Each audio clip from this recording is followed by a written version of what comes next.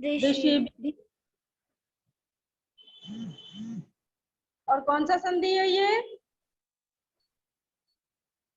विसर्ग संधि। करो, गुण स्वर संधि है। कौन सी संधि है? गुण स्वर संधि। गुण स्वर संधि। अब है सेकंड, आपको दिया है तथायुर बहवश्च। तो इसका हमें संधि करना है, तो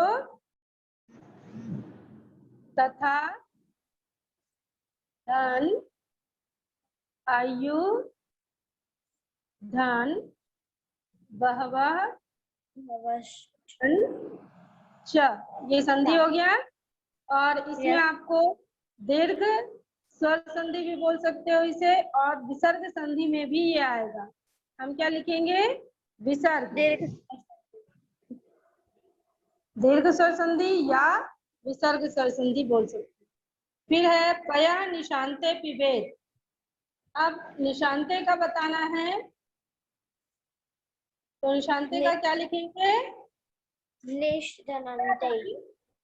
अंते, अंते, निशाधन अंते। अंते।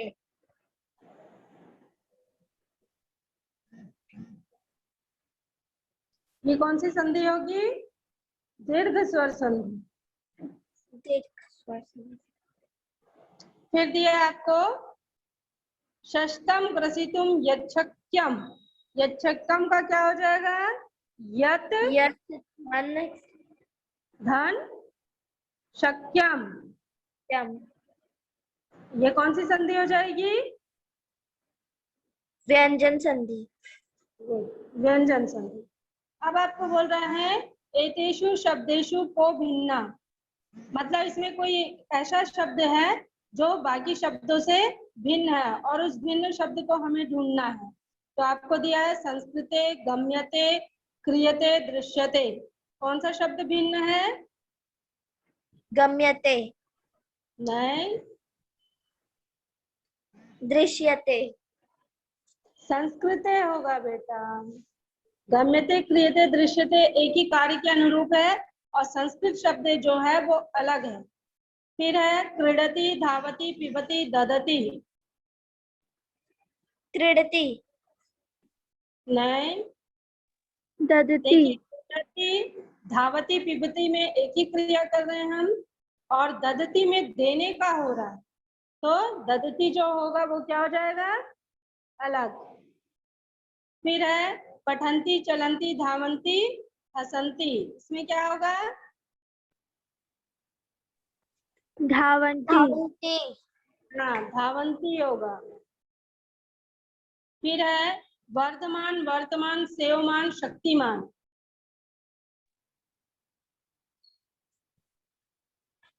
कौन सा शब्द अलग है? वर्धमान। वर्धमान। शक्तिमान। वर्धमान। नहीं, शक्तिमान होगा। ओके, इसके बाद आपको दिया है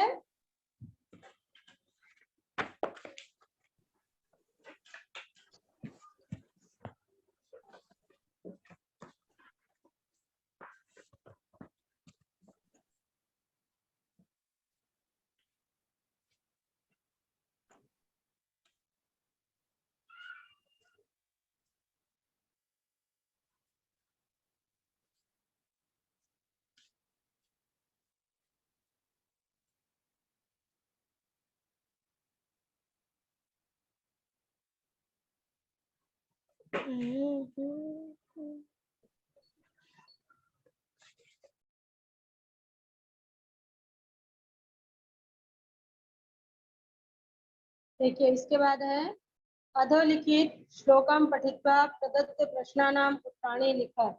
आपको ये जो श्लोक दिया है, आचार्य पादमा दत्ते पादम शिष्य स्वमेधिया कालेन पादमा दत्ते पादम स ब्रह्मचारिभिः।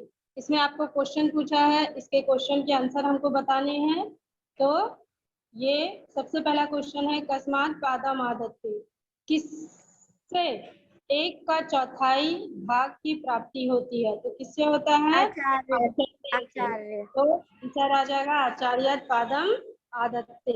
सेकंड क्वेश्चन दिया है आपको क ब्रह्मचारी भी पादम आदत्ते, मतलब कौन सहपाठियों से एक के चौथाई भाग को प्राप्त करता है? श शिष्य ब्रह्मचारी शिष्य अपने सहपाठियों से एक के चौथाई भाग को प्राप्त करता है। फिर दिया है आपको बुद्ध्या इति पद श्लोके कः शब्द प्रयोक्ता, मतलब बुद्धि से इस पद के लिए श्लोक में कौन सा शब्द प्रयोग किया गया है? तो कौन सा किया गया है? स्वमेधया। मेध्या फिर दत्ते इति पद से किम विलोम पदम प्रयुक्तम, दत्ते शब्द का विलोम पद क्या होगा?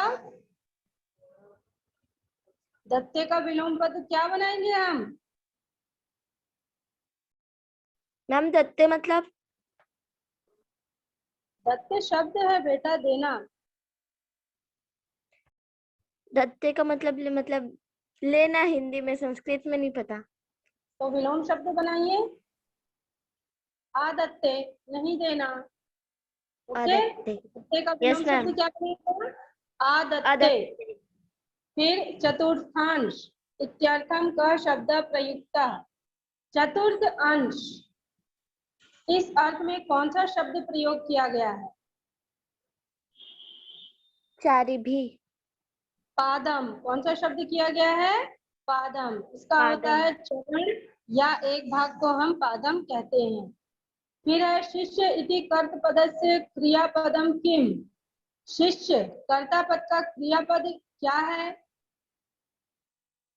शिष्य कर्ता पद हो गया।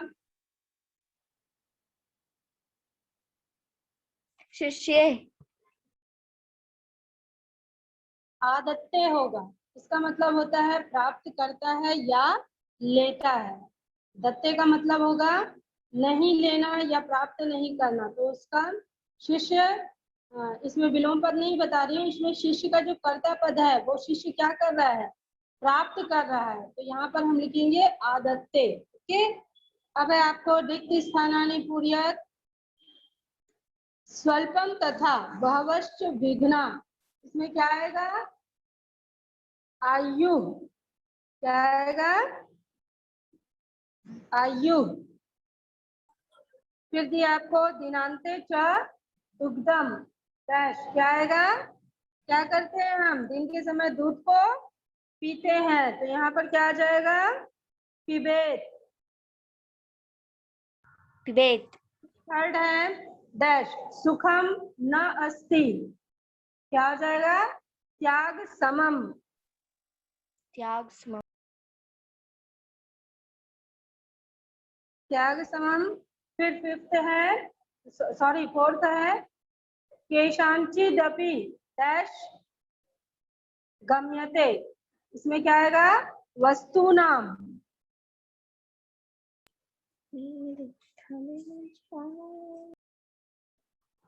वृक्षा डैश शोधिका, क्या आ जाएगा? वृक्षा वायु नाम। हो गया कंप्लीट आपका चैप्टर? Yes ma'am. आपको समझ आ गया? Yes ma'am. चलिए, तो अब हम यहीं पर मीटिंग को कर रहे हैं। आप सब आइए व्हाट्सएप ग्रुप में, जहां पर आपको नोट्स मिलेगा, और नोट्स को अभी आपको कॉपी में नोट डाउन करना है। Okay? Okay ma'am, yes thank you ma'am. Ma'am. Yes okay, ma'am, thank you ma'am. यहीं पर एंड कर रहे हैं। अब आइए सब व्हाट्सएप ग्रुप में।